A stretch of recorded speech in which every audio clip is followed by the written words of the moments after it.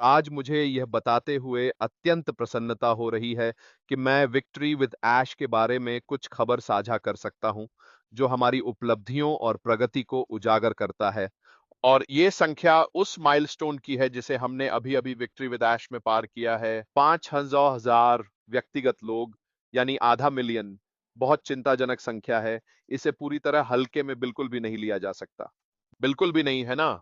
हमने अभी-अभी इसे पार किया है और हमारे सीईओ ऐश मुफार्रा का एक बेहतरीन संदेश है, जो माइलस्टोन संख्याओं के बारे में बता रहा है, जो दुनिया भर में हर मिनट बढ़ रही हैं। और वह ये भी बार-बार कहते हैं कि ये सब बिना किसी वास्तविक बड़े जोखिम के सुरक्षित है। ये सब पूरी तरह से बिना किसी बड़े मार्केटिंग अभियान या विज्ञापन खर्च के, केवल मुहज़बानी प्रचार और व्यक्तिगत निमंत्रण के माध्यम से हुआ है।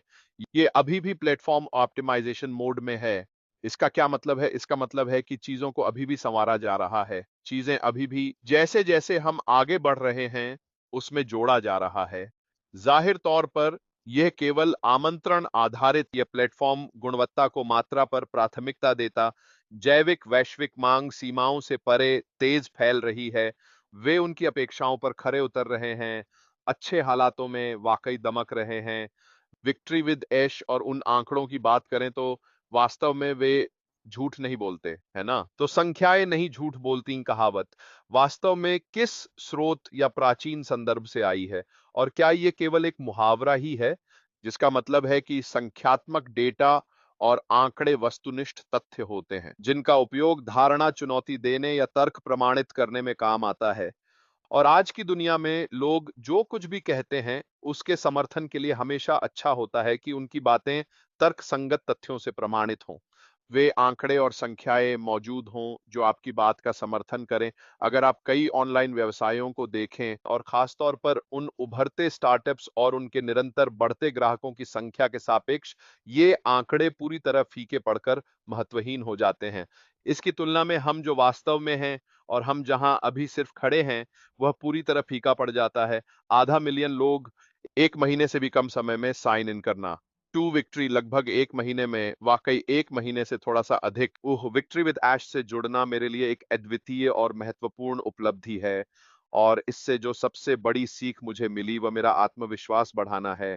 ये दिखाता है कि हमारा समुदाय बाधाओं को पार करके मज़बूती से एकजुट हुआ है, जिन्होंने हाल ही में हमारे सीईओ के साथ जुड़ने का निर्णय लिया है। विक्ट्री विद ऐश में उनकी इस यात्रा पर करीब 5 लाख लोगों ने साथ दिया है। ये वाक़ई अद्भुत नज़ारा है। ये भी दर्शाता है कि जहाँ लोग पक्षपाती हो सकते हैं, संख्याएँ एक निष्पक्ष और सत्यनिष्ठ वास्तविक सच, स्पष्ट और निष्पक्ष प्रतिनिधित्व किया जाना चाहिए। केवल लोगों की बातें सुनने या कुछ कह देने के बजाय ये संख्याएँ झूठ नहीं बोलती, है ना?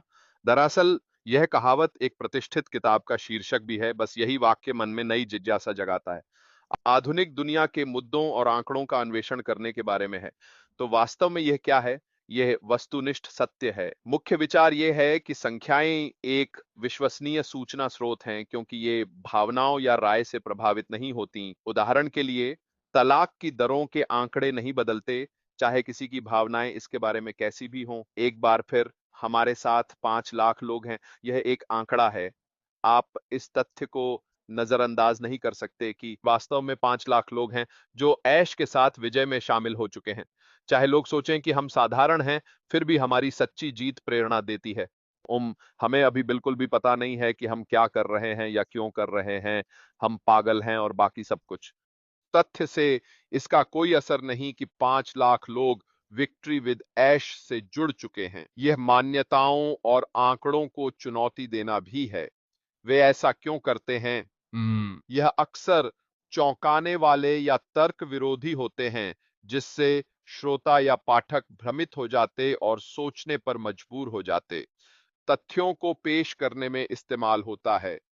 उदाहरण के लिए, जबकि इलेक्ट्रिक कारें स्वाभाविक रूप से लाभकारी लगती हैं, आंकड़े दिखाते हैं कि उनके उत्पादन में अभी भी पर्याप्त जीवाश्म ईंधन की जरूरत होती है, जो इस विचार को चुनौती देता है कि वे अभी एक परिपूर्ण समाधान हैं, एक दूसरे को चुनौती देता है। ये तथ्य झूठ नहीं बोलते, है ना? यही तथ्य हैं। तो एक बार फिर वैज्ञानिक दृष्टिकोण से इकट्ठा किए गए आंकड़े और संख्याएं हमेशा सत्य की कसौटी साबित होती हैं। चाहे बाहर कितना भी शोर हो, लोग अनगिनत बातें कर रहे हों और नाना प्रकार के आकलन निकाल रहे हों, लोगों ने तो खूब सारी बातें कह दी हैं, है ना? ये सब हमारी सीईओ के साथ यात्रा का हिस्सा है। और फिर अपनी सीईओ से यह जानकारी पाकर हमें सच में उत्साह मिलता है कि हम सही जगह, सही लोगों के बीच हैं। फिर से सभी योग्य व्यक्ति जुड़ रहे हैं। विक्ट्री विद ऐश के बावजूद संदर्भ महत्वपूर्ण है। संख्याएं स्वयं अपर्याप्त होती, याद रखें, ये निष्पक्ष व वस्तुनिष्ठ होती हैं, किंतु उन्हें जिस प्रकार प्रस्तुत एवं व्याख्यायित किया जाता है वह भ्रामक भी हो सकता है। फिर भी डेटा के संदर्भ व स्रोत ध्यान रखकर सटीक निष्कर्ष निकालना जरूरी। मेरे ख्याल से इस पूरे मामले में चूंकि हम जितने विश्वसनीय लोगों को वास्तविक रूप से जानते समझते हैं, हमें पूरी तरह पता है कि ये आंकड़े वैध हैं। हमें पता है कि ये आंकड़े सच्चे हैं, उन्हें मोड़कर पेश करने का कोई मतलब नहीं है। आखिर इसका क्या फायदा? हम अभी तक सार्वजनिक नहीं हुए हैं, हम अब तक उस बड़े खतरनाक खुले संसार में नहीं गए हैं, तो फिर क्यों ऐसी बातें कहें जिनकी कोई जरूरत नहीं है? ये आंकड़े कभी झूठ नहीं बोलते।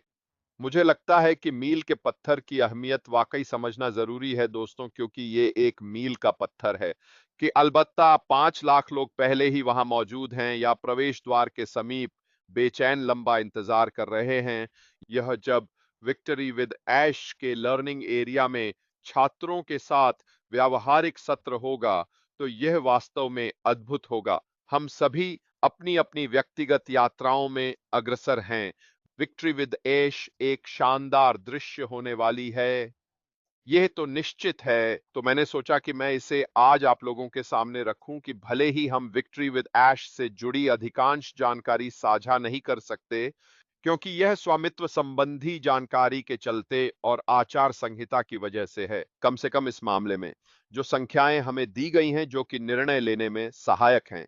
सार्वजनिक जानकारी निश्चित रूप से जश्न मनाने लायक है और हम सभी के लिए यह जानना कि हम सही जगह पर हैं, हमारे सीईओ ऐश मुफारा के साथ और हमारी ब्रिज विक्ट्री विद ऐश जो आगे बढ़ रही है उस बड़े बुरे खूबसूरत वह साझा सपना जिसे देखने के लिए हम सभी उत्सुक हैं। लेकिन पहले हमें कुछ सीखना है और हम उत्सुकता से इंतजार कर रहे हैं कि यह सब कैसे आकार लेगा, और जाहिर है कि हम सब तब तक इंतजार करेंगे और वह जानकारी तभी प्राप्त करेंगे जब हमें इसकी जरूरत होगी।